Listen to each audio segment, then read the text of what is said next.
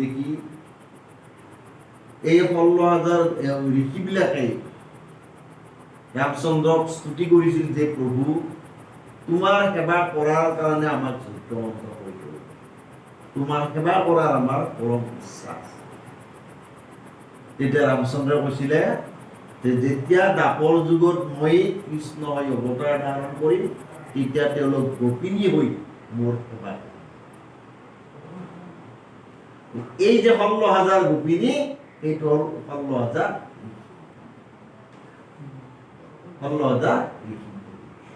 এই ঋষিবিলাকে কিয় দুখ পালে আপুনি জানিলে ভাব। ইয়াতে যেতিয়া যদুকুল ধ্বংসৰ কাৰণে অভিশাপ দিলে, যে ঋষিবিলাকেতো অভিশাপ দিছিলে, হয় কি নহয়? ঋষিবিলাকে অভিশাপ দিছিলে যে যদুকুল ধ্বংস হ'ব, তোমালোকে যিটো ভুল কাম কৰিলা এই ভুল কামৰ কাৰণে পেটৰ পৰা মানৱ শিশু নহয় এটা মুছলৰ জন্ম হ'ব, যিডাল মুছলে যদুকুল ধ্বংস হ'ব। ঋষিবিলাকে তাৰ কাৰণেও দুখ পালে। গতিকে সেইকাৰণে শেষত ভগৱন্তক যেতিয়া ভগৱন্ত হৃদয়ত স্থাপিত কৰি তেওঁকে স্মৰণ কৰিলে, তাৰপিছত তেওঁলোকক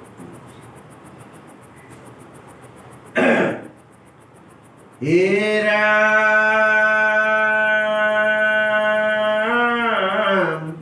হে তাচম্বাক বাচাবিৰে দিলা যেন নয়,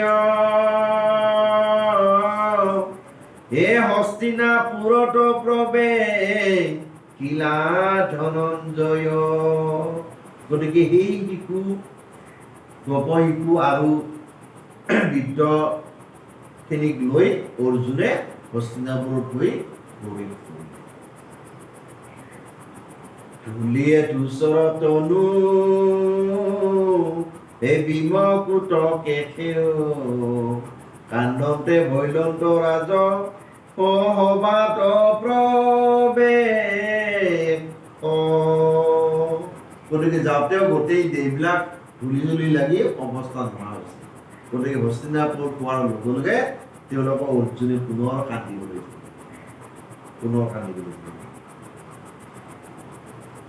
হে দহয় হৰিৰ হক অগণিৰ জলে, হে ৰাজাৰ আগত গয়া ও পৰিলানি ঢালে। গতিকে সেই পকে ভৰা হেৰি লৈ অৱস্থা লৈ অৰ্জুনে ৰজা যুধিষ্ঠিৰৰ আগত গৈ পৰিলে। ৰজা যুধিষ্ঠিৰৰ আগলৈ গ'ল। অধমুখে কান্দন্ত নেত্ৰৰ জৰে নীৰ, দেখি অন্তৰিক্ষ ধাতু ভৈলা যুধিষ্ঠিৰ। গতিকে অৰ্জুনে তাতে এৰিত গৈ তেওঁলোকক অপৰমুৱা হৈ ভগৱন্তক চিঞৰি চিঞৰি কান্দিবলৈ ধৰিলে। গতিকে যুধিষ্ঠিৰে আহি এই সময়ত হে পুচন্ত হাৱতী বাতা নয়ন জল, হে জানতে কহ বাপু যদু কুলৰ কুফল। শেষত অৰ্জুনক আকৌ যদুকুলৰ মুখৰ বাৰ্তা শুনিলে যে জানতে কহ বাপু যদুকুলৰ কুফল, যদুকুলবিলাক ভাল আছে কি নাই এইটো সুধি। বমা বাসুদেৱ মুখে আচন্ত সাক্ষাৎ, পুত্ৰ মে বঞ্চন্ত ও দৈৱকী দ্বাৰকাত। বসুদেৱ আৰু দৈৱকীৰ কথা সুধিলে, তেওঁলোক ভালে কুশলী আছেনে, সকলোখিনি কথাই সুধিলে। কিন্তু এতিয়া চাওক, যুধিষ্ঠিৰে কিন্তু আগতে হেৰিৰ বিদুৰৰ মুখেৰে শুনিছে, শুনাৰ পাছতো তেওঁ পুনৰ সুধিছে অৰ্জুনক, অৰ্জুনে কি কয়। কাৰণ তেওঁলোকে ভগৱন্ত কৃষ্ণৰ বিয়োগত তেওঁলোকে ইমান সকাপুৰ হৈ আছে, গতিকে এই যে আগতে খবৰটো দিলে সেইটো কথাও পাহৰি গৈছে ভগৱন্ত কৃষ্ণ। গতিকে সেইকাৰণে এতিয়া তেওঁ পুনৰ সুধিছে অৰ্জুনক, হে কুশন্ত সাৱতী বাৰ্তা নয়ন জল, হে জানতে কহ বাপু যদু কুলৰ কুফল, মমা বাসুদেৱ সুখে আচন্ত সাক্ষাৎ, পুত্ৰ হমে বসন্ত হে দৈৱ কি দ্বাৰকাত, এ সুৰ ক্ৰূৰৰ কথা কহি অহকালে, হে উগ্ৰহেন নিপতি এ আচন্ত কেন ভালে। ৰজা উগ্ৰহেনৰ কথা শুনিলে, উগ্ৰৰ কথা শুনিলে, কিন্তু সকলোবিলাক ইতিমধ্যে গুচি গ'ল, সকলোবিলাক ইতিমধ্যে গুচি গ'ল। হাতু নিৰুদ্ধ চাম হে ৰাম কাম গদ, তাচম্বাৰ পূৰ্বৱতে আছে কি সম্পদ, হে সাত্যাকী সুনন্দ নন্দ উদ্ধৱ প্ৰমুখ্যে, হে আচন্ত ভকত হব হে আৱে কেন সুখে। গোটেই যদুকুল বংশৰ ভকত আৰু আন ৰথী মহৰ্ষিৰ কথাও ৰজা যুধিষ্ঠিৰে অৰ্জুনক সুধিছে। কৃষ্ণ,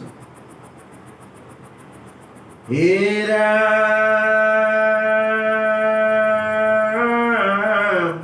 হে বান্ধৱ কৃষ্ণৰ বাৰ্তা কহি অহত্তৰে, এ সুখে কি আচন্ত হিত ইষ্ট দেৱ মৰে, যদু বীৰ গণে দাৰ বাহুক আশ্ৰয়, সুধৰ্মা হবা পাৱে আক্ৰমী ব্ৰহ্ম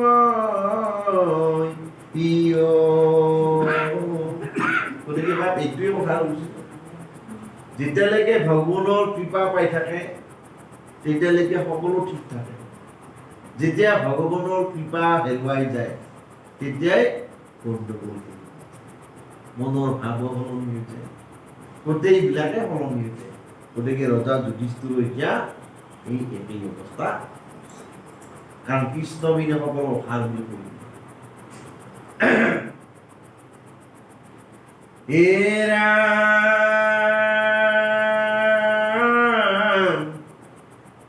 এ সত্যভামা নাৰী যাৰ চৰণ হে বাট, এ দুৱাৰতে বোৱাইলা এ শশীৰ পাৰিজাত, সত্যভামা নাৰী যাৰ চৰণ হে বাট, সত্যভামাৰ কথা কৈছে। গতিকে যিজনে প্ৰভু ভগৱন্তৰ চৰণত সেৱা কৰি থাকে, দুৱাৰতে বোৱাইলা শশীৰ পাৰিজাত, কৰি সেই সত্যভামাৰ কাৰণে প্ৰভু ভগৱন্তই ইন্দ্ৰৰ স্বৰ্গৰ পৰা ইন্দ্ৰৰ লগত যুদ্ধ কৰি পাৰিজাত ওলাই দিছে। সেই সত্যভামাৰ কথাও কৃষ্ণ। এ দশ দিক পালৰ বিভৱে আনি, এ যাদৱ বংশ কজিত দিলা চক্ৰ পানী, দশ দিগৰ বিভৱে আনি যাদৱ বংশ দিলা চক্ৰ পানী। এই হিত প্ৰাণ কৃষ্ণৰ কহি অনিষ্ট কথা, কেনেহেন ভৈল বাপ পতহৰ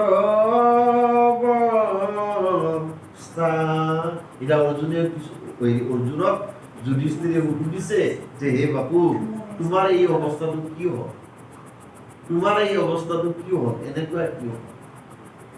কাৰণ অৰ্জুনে দ্বাৰকালৈ আহি যিটো এইপিনে কৃষ্ণৰ কাৰণে দুখ আৰু এইপিনে সকলো নাৰীও 16,000 গোপিনী গুচি গ'ল গতিকে তেওঁলোকৰ কাৰণে দুখ গতিকে তেওঁৰ অৱস্থাই নোহোৱা হ'ল সেইকাৰণে এতিয়া যুধিষ্ঠিৰ সুধিছে যে হে বাপু তোমাৰ এই অৱস্থাটো কি হ'ল কাৰণটো হে চিৰকাল প্ৰবাহত কিবা পাইলি দুখ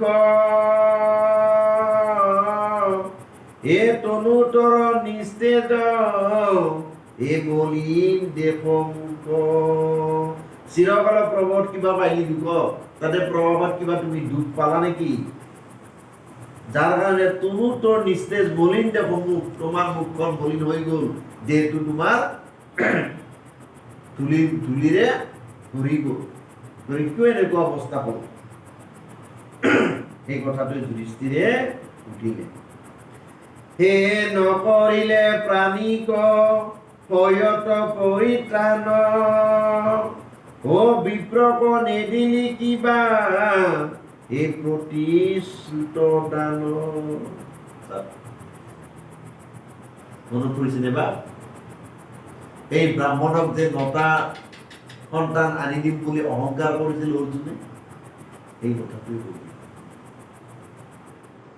যিটো আমাৰ কৰাৰ শক্তি নাই মানুহৰ একনি শক্তি নাই গতিকে যিটো কৰ্ম ভগৱন্তে কৰে কাৰণ সেই কৰ্মটো অৰ্জুনে কৰিম বুলি কৈ দিছিলে যে ব্ৰাহ্মণৰ যেতিয়া 9টা পুত্ৰ জমে লৈ গ'ল তেতিয়া অৰ্জুনে ব্ৰাহ্মণক কৈছিল যে হে ব্ৰাহ্মণ মই তোমাৰ 9টা পুত্ৰক লৈ আহিম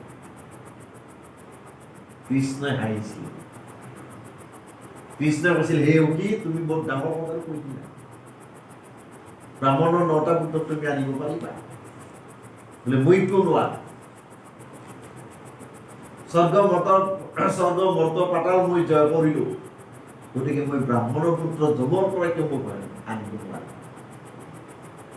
এই বুলি অহংকাৰ কৰিছে এই কথাটোৱে ক'লে এই যে মনত অহংকাৰ কৰিছিলে এই বিপ্ৰৰ কথাটো এতিয়া ওলাই গ'ল কাৰণ অৰ্জুনে নোৱাৰিলে আনিব শেষত অৰ্জুনৰ দুখ দেখি অৰ্জুনৰ কি বিপ্ৰসকলে যেতিয়া অৰ্জুনে মুখেৰে কৈ দিছিল পাৰিম বুলি কিন্তু অৰ্জুনে নোৱাৰিলে নোৱাৰাৰ কাৰণে বিপ্ৰৰ নিজৰ খং উঠি অৰ্জুনক যা তাৰ তিৰস্কাৰ কৰিলে সেই তিৰস্কাৰ যে কৰিলে তাৰ কাৰণে প্ৰভু ভগৱন্তই আকৌ এই যমৰ হাতৰ পৰা 9টা পুত্ৰ আনিলে সেই কথাটোৱে কৈছে অৰ্জুনে ভগৱন্ত কৃষ্ণ থকালৈকে তেওঁৰ সাহস থাকে কিন্তু যেতিয়া কৃষ্ণ নাই তেওঁ এক নিৰ্ভীক নহলে কৰ্ণৰ হাতত অৰ্জুন পৰাজয় নিশ্চিত আছে কিন্তু ভগৱন্ত কৃষ্ণ থকাৰ কাৰণে অৰ্জুন পৰাজয় গতিকে এতিয়া কৃষ্ণ গুচি গ'ল গতিকে এইটো ক'ত আৰু এই কথাটো আমাৰ ইয়াতে ক'লে যে বিপ্ৰক নেদিলি কিবা প্ৰতিশ্ৰুতি দান তুমি যি মুখেৰে প্ৰতিশ্ৰুতি কৰিছিলা সেই প্ৰতিশ্ৰুতি বিপ্ৰসকলক তুমি নিদিলা যাৰ কাৰণে শাস্তি ভুগিব একাল ভোগ একাল দুখ এইকাৰণে আমি যিটো নোৱাৰো সেই নোৱাৰা কামটো কৰিম বুলি কাকো প্ৰতিশ্ৰুতি দিব নালাগে বুজিলে সেইটো গতিকে এইবিলাক ডাঙৰ অপৰাধ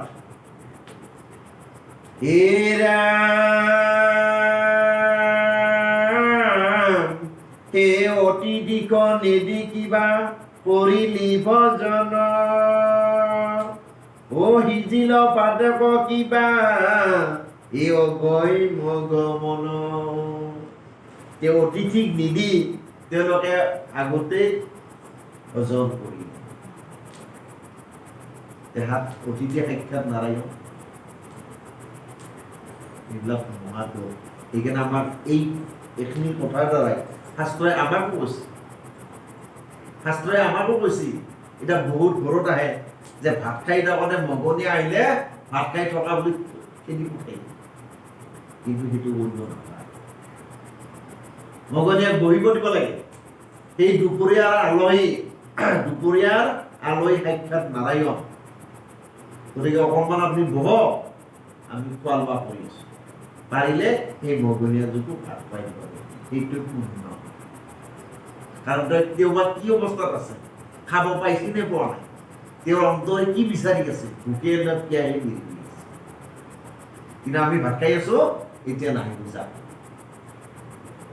সেইকাৰণে এইটোতো মহাপাপ এই পাপবিলাক একতাই লিখি আছে এই কথাটো কৈছে আমাক অতিথিক নিদি কিবা কৰিলি ভজন সিজিল পাতে কিবা অগম্য গম গতিকে এই অতিথিক নিদি তুমি ভজন কৰাৰ কাৰণে তোমাৰ পাপ হ'ল এই পাপৰ কাৰণে আজি দুখ পাব হে নকৰিলে মান্য জান তহ কৰ্ম হন্তে হে অধমে জিনিলে কিবা এই পথত আচন্তে নকৰিলে মান্য জান তহ কৰ্ম হন্তে গতিকে তোমাক নকৰিলে মান্য জান তহ কৰ্ম হন্তে অধৰ্মে জিনিলে কিবা পথত আচন্তে গতিকে মহন্তবিলাকক ব্ৰাহ্মণসকলক তুমি মান্য নকৰিলা যাৰ কাৰণে ৰাস্তাত তোমাৰ বিসংগতি যুধিষ্ঠিৰে পৰি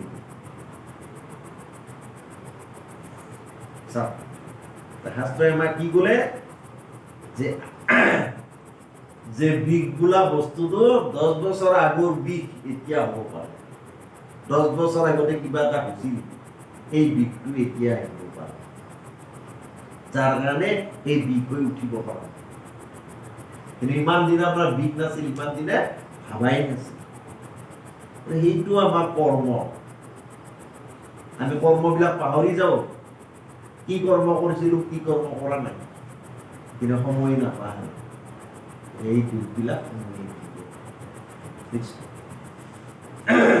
অলপমান আছে এনে কৈ দিওঁ হে কিহেতু তৰ হেন মিলিল বিলাই হে জানতে কথা কহ বাপু এই প্ৰাণৰ ভয়াই কিবা গুণে বাপতৰ স্বচ্ছ নাই চিত্ত জান প্ৰাণ কৃষ্ণয়ে হবৈল বঞ্চিত যুধিষ্ঠিৰে তেওঁ কৈ আছে যুধিষ্ঠিৰে আগতে গম পাইছে গোটেইখিনি নিৰ্বিঘ্নৰ পৰা কিন্তু তথাপিওতো নাজানা হয় যদি অৰ্জুনৰ মুখৰ পৰা শুনিব বিচাৰিছিল সেইকাৰণে তেওঁ ক'লেই যে কৃষ্ণই এৰি গুচি গ'ল যাৰ কাৰণে তুমি এনেকুৱা শপত লৈ আছা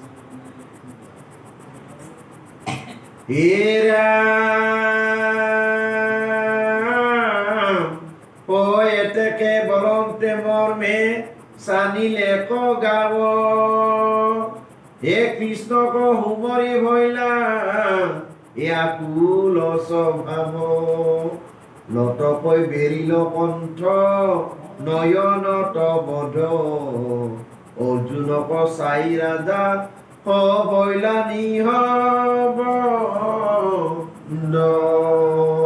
গতিকে ইমান সময় যুধিষ্ঠিৰে অৰ্জুনক কৈ আছে অৰ্জুনৰ মুখৰ পৰা যেতিয়া একো মাত শুনা দেখা নগ'ল গতিকে তেতিয়া ৰজাই মনে মনে থাকিল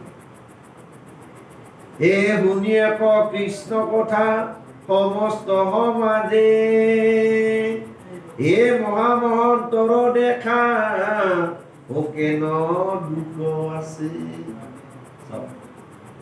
সেইকাৰণে গোটেই সমাজক শুনিব দিছে শুনি আকৌ কৃষ্ণ কথা সমস্ত সমাজে মহামহন্তৰ দেখা কেন দুখ আছে ভকতৰো দুখ আছে মহন্তৰো দুখ আছে আমাৰ আৰু যে পঞ্চমণ্ডপ মহাধাৰ্মিক আছিল এই ধাৰ্মিক হোৱা স্বত্বেও পিছত ভগৱন্তৰ অবিহনে তেওঁলোকৰ মনত আমি সামান্য মনুষ্য আমাৰ কি দেৱতাবিলাকে দুখ আছে আৰু মনুষ্যৰ কি এই কথাটোৱে কৈছে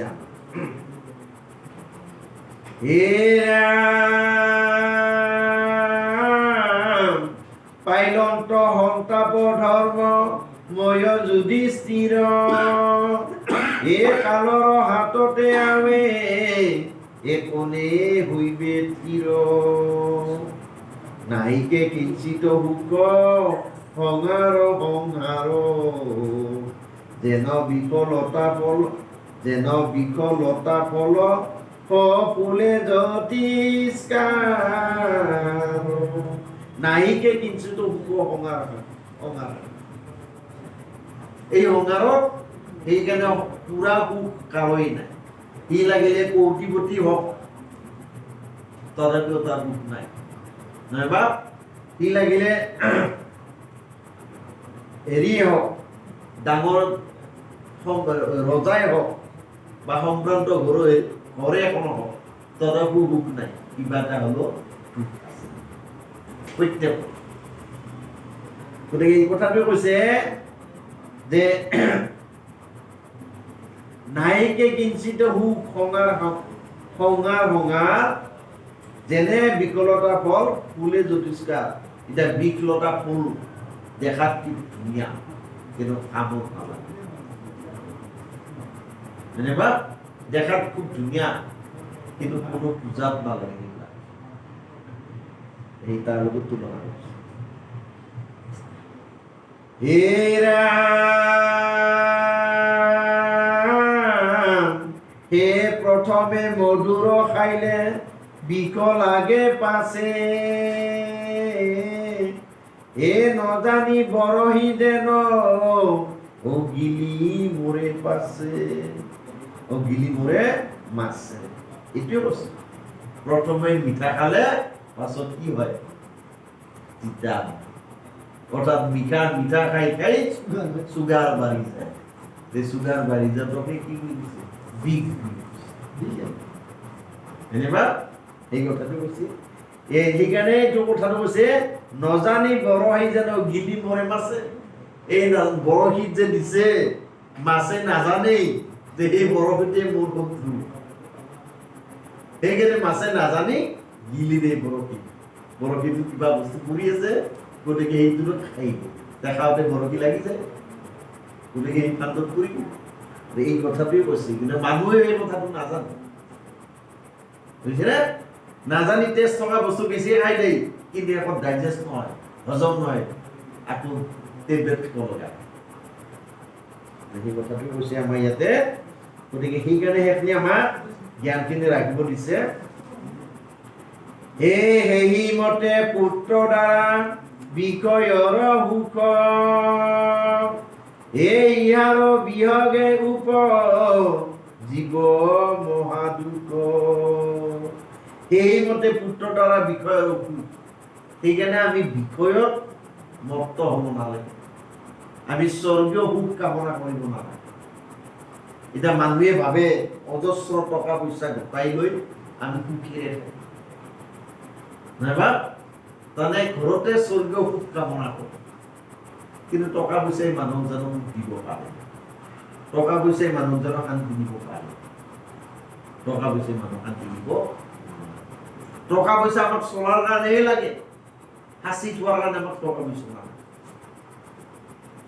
কাৰণ সেই টকা তাপাই থাকিব সেইকাৰণে টকাত স্থায়ী বুলি কৈছে থোপাই থোৱা স্থায়ী গতিকে টকাৰ কাৰণে মানুহে আজি কি কৰি আছে যেনিবা টকাৰ কাৰণে কাটাকাটি কৰ্তাক টকাৰ কাৰণে মাৰামাৰি টকাৰ কাৰণে আগবাঢ়ি দিব চব টকাৰ কাৰণে গতিকে এতিয়া শাস্ত্ৰই আমাক কি কৰি দিলে যে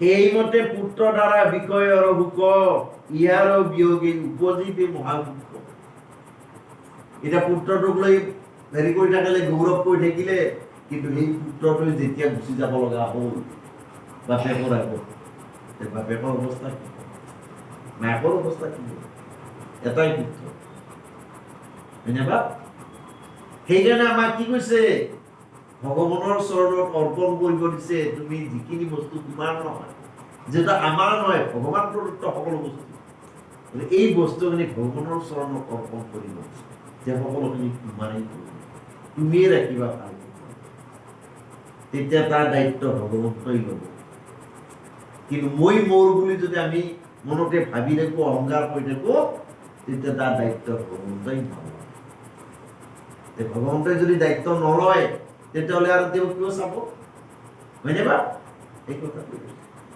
গতিকে এইবিলাক সকলো ভগৱন্তৰে যিহেতু নিজৰ দেহটোৱে নিজৰ নহয়, দেহটোৱে যেতিয়া নিজৰ নহয় পুত্ৰ পৰিবাৰ নিজৰ কেনেকৈ হ'ব? সকলো অস্থায়ী। গতিকে স্থায়ী বুলি পৃথিৱীত একো বস্তুৱেই নাই, এটাই আছে, সেই তেওঁৰ ভগৱান, তেওঁৰ স্থায়ী, তেওঁ ইউনিভাৰ্চেল, চিৰসত্য, তেওঁৰ বাহিৰে আৰু কোনো পৃথিৱী শেষ হৈ যাব একদিন, কিন্তু তেওঁ থাকিব। এই কথাটো আমাক ইয়াতে ক'লে কৃষ্ণ। হে তেজীয় যতনে আকৌ শুনা কৃষ্ণ কথা, এ হৰি বিমুখৰ দেখা এই দুখৰ অৱস্থা। চাওক আজি সিদিনা মই শুনিলোঁ ভৱানীপুৰত এহাল বুঢ়া বুঢ়ী দুয়োজনে বিচনাৰ পৰা উঠিব নোৱাৰে, 1 বছৰ হৈ গ'ল বিচনাৰ পৰা উঠিব নোৱাৰে। চোৱাৰ কাৰণে মাত্ৰ ছোৱালী তেওঁলোকক চোৱাৰ কাৰণে, বুজিনে?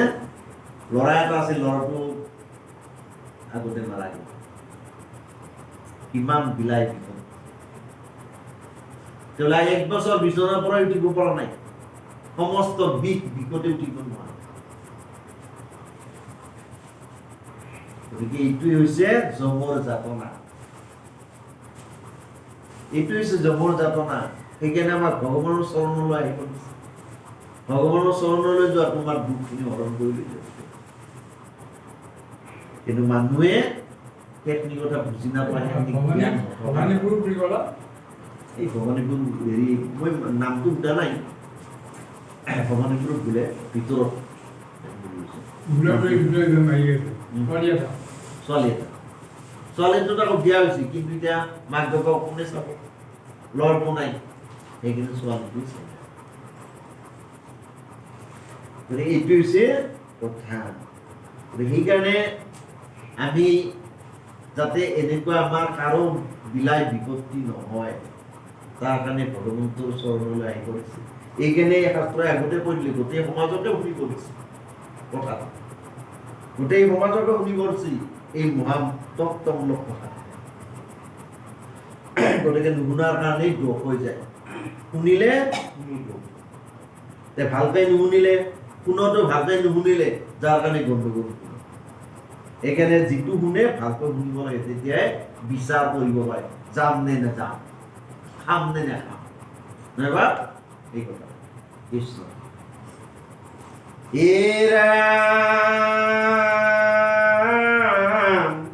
কেহি বৰ নাই জাত কৃষ্ণ কথাৰ এইকাৰণে কি কৰিব পাৰিছে? হে তেজীয়া যতনে আকৌ শুনা কৃষ্ণ কথা, হে হৰি বিমুখৰ দেখা দুখৰ অৱস্থা। এইকাৰণে হৰি বিমুখ হোৱাৰ কাৰণে মানুহবিলাকক ওলাই পাছে নধৰা শাস্ত্ৰই কৈ দিয়ে, হৰি বিমুখৰ কাৰণে এনেকুৱা। সেইকাৰণে আমাক কি লাগে? আমি ঘৰখন এখন মন্দিৰ কৰি তুলিব লাগে। ঘৰখন এখন মন্দিৰ বুলি, ঘৰ সজালেই নহয়, বিল্ডিং বনালেই নহয়, এই বিল্ডিংটো এখন মন্দিৰ হ'ব লাগিব। যিটো মন্দিৰত সদায় ভগৱানৰ নাম কীৰ্তন হয়, যিটো মন্দিৰত ভগৱানৰ সেৱা হয়, যিটো মন্দিৰত আনন্দৰে ভৰপূৰ থাকে, সেইখন মন্দিৰ, তাতেই ভগৱান আৰু লক্ষ্মীৰ বিৰাজমান। আৰু য'তেই ভগৱান হৈ থাকে তাতে আৰু মন্দিৰে আপদ বিপদ নাই। এই কথাটো আমাক কৈ দিলে কৃষ্ণ। গতিকে এইকাৰণে আমাক সাত কাম এৰি হ'লেও ভগৱানৰ নাম ল'ব আহিব দিছে। মনত ৰাখিব, 7 কাম এৰি হ'লেও ঘৰত সকলোৰে কাম থাকে। আমাৰ কাম নাই নেকি? আমাৰ কাম আছে, কিন্তু আমি কিয় আহিম? ভগৱানৰ আদেশ আমি অমান্য কৰিব নোৱাৰোঁ। ৰ'দ দিলেও, বতাহ দিলেও, বৰষুণ দিলেও, ছাতি লৈ আহিব লাগিব। এইটো ভগৱানৰ আদেশ। গতিকে ভগৱানৰ আদেশ আমি অমান্য কৰিব নোৱাৰোঁ। গতিকে সেই কথাটোৱে আমাক ক'লে যে হাত কাম এৰি হ'লেও ভগৱানৰ নাম ল'ব লাগে। যিদিনা আহিব নোৱাৰে সিদিনা হ'ল আপোনাৰ কাৰণে দুদিন, আৰু যিদিনা আহিব সিদিনাৰ কাৰণে হ'ল দুদিন। মানে দুদিন আৰু দুদিন দুটা বস্তু। এতিয়া শাস্ত্ৰই কৈছে যিদিনাখন শাস্ত্ৰৰ ওচৰলৈ আহিব নোৱাৰে সেইদিনা আপোনাৰ কাৰণে দুদিন হৈ গ'ল, আৰু যিদিনা শাস্ত্ৰৰ ওচৰলৈ আহিছে সেইদিনাই সুদিন। কাৰণ কিয়? আপুনি পুণ্য ভাগ আপোনাৰ জমা হ'ব। নাভাবিব কোনো যে শাস্ত্ৰৰ ওচৰত আমি আহি এনেই বহি আছো। এইখিনি সময় আমাক ভগৱন্তৰ কাৰণে এইখিনি সময় আমি দিলোঁ, গতিকে ভগৱন্তই আমাক এইখিনি সময় মূল্য দিব, যাৰ কাৰণে পুণ্য আমাক দিব। গতিকে সেই পুণ্যখিনি লৈ আমি আহিবৰে অনাগত জীৱন পাৰ কৰিব পাৰোঁ। সেইকাৰণে যিমান কষ্ট হ'লেও যিমান হেৰি হ'লেও আমি সদায় ভগৱানৰ নাম ল'ব লাগিব। শাস্ত্ৰপাঠ কেতিয়াও এৰিব নালাগে। সিদিনা যে আমি জাপি গুগত গ'লোঁ, সেই বাপজনাৰ ঘৰত এটা বিমংগল সৃষ্টি হৈছে, যাৰ কাৰণে জ্যোতিষে কৈ দিলে। জ্যোতিষে পূজাও কৰিব দিব পাৰিলেহেঁতেন, কিন্তু পূজা কৰিব নিদিলে। যে ভগৱানৰ নাম লওক। 7জন ভকতৰ দ্বাৰা 7জন ভকতক সেৱা কৰক, বস্ত্ৰ দান কৰক আৰু অন্ন দান কৰক। আমাৰ তেতিয়া বিমংগলটো অমংগলটো মানুহৰ জ্ঞান তেতিয়াই হয়। এতিয়া সেই জ্যোতিষে তেওঁতো ক'ব পাৰিলেহেঁতেন আজিকালি পূজাটোৱে সকলোতকৈ শ্ৰেষ্ঠ বুলি ভাবে, হকে নহ'ব পূজাই কৰি থাকে মানুহে। পূজাই কৰিব দিব পাৰিলেহেঁতেন, নাৰায়ণ পূজাও কৰিব দিব পাৰিলেহেঁতেন। কিয় নিদিলে? কাৰণ তেওঁ জানে। গতিকে সেইকাৰণে কৰিলে যে ভকত সেৱা কৰক, 7জন ভকতক নিমন্ত্ৰণ কৰি ভকতৰ মুখেৰে নাম কীৰ্তন কৰক, তাৰপিছতে আকৌ ভকতক বস্ত্ৰ দান। কি ধুনীয়াকৈ সুন্দৰভাৱে অনুষ্ঠানটো আয়োজন কৰিছে। যিটো ল'ৰাৰ কাৰণে কৈছে, একমাত্ৰ ল'ৰা এটাই, এইটো ল'ৰাৰ কাৰণে শাস্ত্ৰপাঠ কৰা হৈছে। যদি কি সুন্দৰ কথাটো কৈছে বা বাবা মই কোৱাই কিনা কথাটো তাতে নকলোঁ। সেইকাৰণে হেৰি আহি কৈ আছে যে ল'ৰাটোক ভালকৈ আশীৰ্বাদ যেনিবা। এই ক্ষেত্ৰত একেই হৈছিল তিনিচুকীয়াত থাকোঁতে মোৰ কাৰণে। তিনিচুকীয়াত মই যেতিয়া আছিলোঁ কোৱাটাৰত, সেই একেই মোৰ হেৰি হৈছিল। গতিকে ডিউটিৰ পৰা আহোঁতে সন্ধিয়া সময়ত মই ৰাস্তাতে এইটো দেখা পাইছিলোঁ। এই ৰকম বাইকৰ আগত মোৰ আহি থিয় আছে, বাইকৰ আগতে নাপাওঁ। মোক আৰু ভেটি ধৰিছে, এৰি দিয়া নাই। মই এতিয়া কি কৰোঁ? কাৰণ বাইকখন মই আগবাঢ়িও যাব নোৱাৰিম, বুজিছেনে বা? তাৰপিছত মই ভগৱানৰ নাম ল'লোঁ, প্ৰভু মইতো তোমাৰ একো দুখ কৰা নাই, গতিকে তুমি কিয় এনেকুৱা তেনেকৈ ভগৱানৰ নাম ল'লে সঁচা কৰি তেওঁ আঁতৰ হৈ গ'ল। এই শাস্ত্ৰ আছে যাওক আঁতৰ হৈ গ'ল। আঁতৰ হৈ যোৱাৰ পিছতে মই ধুনীয়াকৈ কোৱাটাৰত গৈ যে মিছেছক কথা কৈছোঁ। নেক্সট মই ৰাতি ভাবি আছোঁ কিয় মোক দেখা দিলে, আজিকালি কিন্তু মোক কোনো গুণে দেখা নাই। ৰাতিপুৱাই মই জ্যোতিষৰ ওচৰলৈ গৈছোঁ, ৰাতিপুৱাই উঠি গা পা ধুই উঠি জ্যোতিষৰ ঘৰ পালোঁ। জ্যোতিষক ক'লোঁ যে এনেকুৱা হৈছিল, কি কৰা যাব? জ্যোতিষে তেতিয়া সেই একেই কথাটোৱে ক'লে যে 7জন ভকতক হেৰি কৰক, 7জন ভকতক নিমন্ত্ৰণ কৰি আনি আপুনি শাস্ত্ৰপাঠ কৰক, শুদ্ধভাৱে কৰক আৰু বস্ত্ৰ দান কৰক, আপোনাৰ এই মংগলময় হ'ব। সঁচাই সেইমতে কৰিলোঁ। কৰাৰ পিছত আজিলৈকে ভগৱানৰ কৃপাত মই আজিলৈকে কোনো দেখা নাই। আমাৰ ঘৰতো আৰু কিবা আহে শাস্ত্ৰৰ মহত্ব। এইখন শাস্ত্ৰ সহজ বুলি কোনো নাভাবিব। শাস্ত্ৰৰ মহত্ব কিমান, নামৰ মহত্ব কিমান। নামেই ৰাখিব আপোনাক, নামেই তৰাব, বাকী কোনো কি কৰিব। গতিকে এইকাৰণে মই সিদিনা বাপজনক কৈছোঁ, বোলে যিখিনি হেৰি কৰিব শুদ্ধ মনেৰে চব দিব, আৰু ইয়াত নোধোৱাকৈ বস্তু এটাও নিদিব, চব শুদ্ধভাৱেই দিব। মনেৰে শুদ্ধভাৱে আনন্দ ল'ব, এই অনুষ্ঠানটো কৰি মনত আনন্দ ল'ব কিন্তু চাব মই আগতে তেখেতক কৈ দিছোঁ যিদিনাখন নিমন্ত্ৰণ কৰিছে সিদিনাখনে মই কৈ দিছোঁ গতিকে ভুলতো এইবিলাক হেৰি নকৰিব আৰু কিমান পইচা খৰচ যায় হিচাপ নকৰিব এইবিলাক হিচাপ কৰাটো ভুল গতিকে সেইমতে হেৰি হৈ গ'ল গতিকে এই কথাটোৱে কৈছে আমাক যে ভগৱানৰ নাম এইটোৱে ইয়াতে শাস্ত্ৰই কৈ দিলে যে ভগৱানৰ নামহে আপোনাক তৰাব ভগৱানৰ নামহে আপোনাক ৰক্ষা কৰিব কৃষ্ণ হে ৰাম হে বদ নাই জাত কৃষ্ণ কথা ৰখ হে মৰা হ'ব হে পৰম ৰাক্ষক গতিকে এইকাৰণে কপিল মুনিয়ে মাকক কৈছিল হে মা তুমি মৰা মানুহৰ দৰে জীয়াই নাথাকিবা তুমি জীয়া মানুহৰ দৰে জীয়াই থাকা কৈছে আচৰিত কথা কি মৰা মানুহৰ দৰে জীয়াই থাকা মৰা মানুহৰ কেনেকৈ জীয়াই থাকিব আৰু জীয়া মানুহৰ কেনেকৈ মৰা তেতিয়া কপিল মুনিয়ে কৈছিল হে মা মানুহ জীয়াই থাকিলে নহয় অকল খাই বৈ জীয়াই থাকিলে মনুষ্য জীৱন সফল নহয় যিয়ে এইটো তত্ত্ব জানে মহাতত্ত্ব যে যিজন প্ৰভু ভগৱন্তই আমাক পঠাইছে যিজন প্ৰভু ভগৱন্তই আমাক ৰাখিছে যিজন প্ৰভু ভগৱন্তই আমাক লৈ যাব সেইজন প্ৰভু ভগৱন্তৰ যদি আমাক কৰ্মখনি আমি শুদ্ধ চিত্তে শুদ্ধভাৱে কৰি যাওঁ তেতিয়াহে মনুষ্য জীৱন সফল হ'ব কাৰণ মনুষ্য জীৱন এনেই নাপায় কোটি কোটি জনমৰ ফলত মনুষ্য জীৱন পায় গতিকে সেই কোটি জনমৰ ফলত পোৱা জীৱনটো যদি অভাৱতে যদি সময়বিলাক পাৰ কৰি দিয়ে তেতিয়াহ'লে সেই জীৱন আৰু কেতিয়াও কি ধুনীয়াকৈ কৈছে যিয়ে এক তত্ত্ব কথাটো জানে তেওঁহে জীয়া মানুহ বুলি কৈছে আৰু যিয়ে তত্ত্বৰ কথাটো নাজানে তেওঁ পশুৰ দৰে খাই বৈ জীয়াই থাকে পশুবিলাকে যেনেকৈ খাই বৈ জীয়াই থাকে বাকী একো চিন্তা নকৰে সেইটো মানুহ কৃষ্ণ এই কথাটো ইয়াতে ক'লে যে সেই বদ নাই জাত কৃষ্ণ কথা ৰখ সেই মৰা হ সেই পৰম ৰাক্ষক গতিকে যিয়ে কৃষ্ণ কথা শুনিবলৈ টান পায় যিয়ে শাস্ত্ৰৰ ওচৰলৈ নাহে গতিকে সেইজন মৰা হৰ কোনো নাহে শাস্ত্ৰ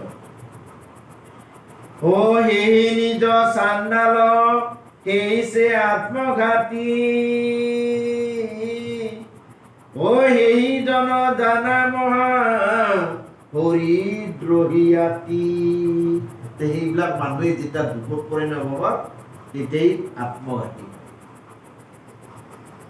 আত্মঘাতী মানুহে একো চুইচাইড কৰে এইকাৰণে কৰে কাৰণ চিন্তা কৰিব নোৱাৰা হয় মাথাই দি কি কৰিব কি নকৰিব কিন্তু তথাপিও ভগৱানৰ নাম নলয় তথাপিও ভগৱানৰ নাম নলয় শেষত কি হ'ল চুইচাইড কৰিছে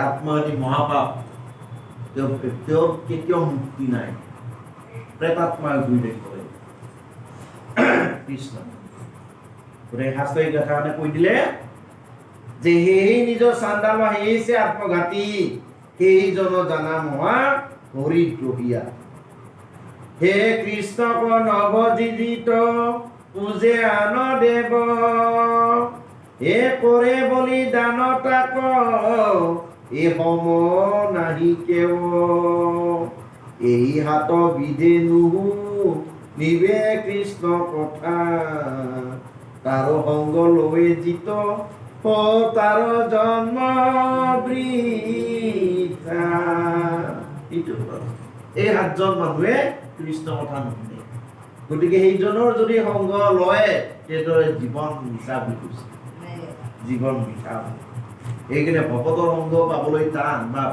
পুণ্য থাকিলে ভকতৰ সংগ পায় পুণ্য নাথাকিলে ভকতৰ সংগ নাপায় কৃষ্ণ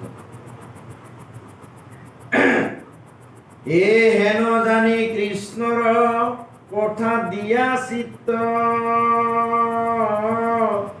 এ নাহি আন ধৰ্মহিত এই দুৰ্গৰ কলিত এই কলিৰ যুগত নাম ৰাম নামৰ বাহিৰৰ কোনো ডাঙৰ উত্তম ধৰ্ম নাই উত্তম যদি শ্ৰেষ্ঠ ধৰ্ম আছে কলিৰ যুগত মাত্ৰ নাম ধৰ্মই শ্ৰেষ্ঠ ধৰ্ম। নামতে সমস্তাৱে যুগ ধৰ্ম পাই বলা ৰাম ৰাম হেৰা অবৃথায়ো যায়। নামতে সমস্ত হৈ যুগ ধৰ্ম পাই, গতিকে কলিত যুগৰ যুগ ধৰ্ম হৈছে নাম ধৰ্ম। গতিকে আমাক যুগ ধৰ্মটো আমি ল'ব লাগে। দাপৰ যুগত যুগ ধৰ্ম আছিল পূজা পাতল, গতিকে সেই পূজা পাতলটো দাপৰ যুগতে পাৰ হৈ গ'ল। গতিকে মানুহে কলিত যুগতো লৈ আছে। কলিত যুগত যুগ ধৰ্ম পূজা পাতল নহয়। কলিত যুগৰ যুগ ধৰ্ম হৈছে নাম ধৰ্ম। সেইকাৰণে নাম ধৰ্ম কথাটো ক'লে, নামতে সমস্ত হৈ যুগ ধৰ্ম পাই বলা ৰাম ৰাম হেৰা বৃথাই যায়। কৃষ্ণ হে হেন জানি কৃষ্ণৰ কথা দিয়া চিত্ত,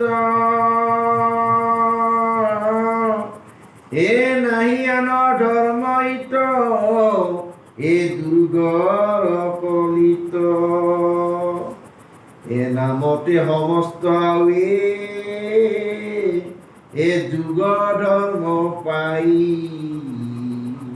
বলা ৰাম ৰাম হেৰা অবৃথায়ো যায়। কৃষ্ণ নাম নারায়ণ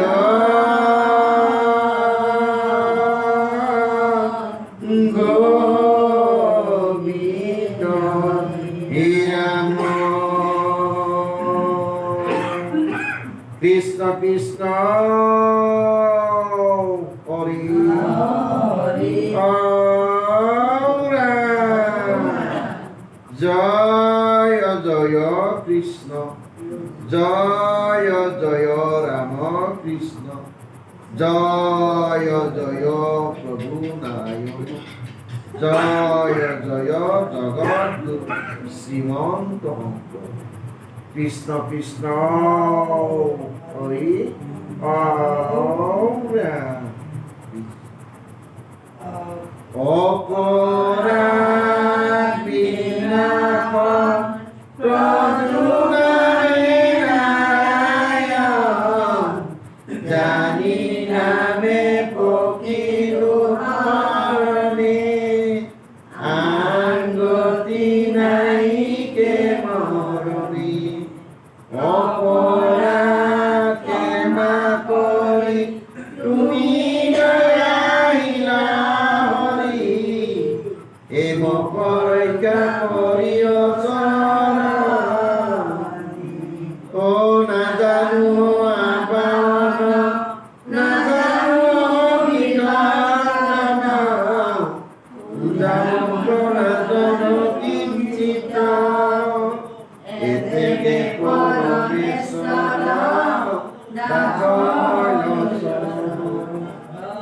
এ মৰগতি আদি বেউচি,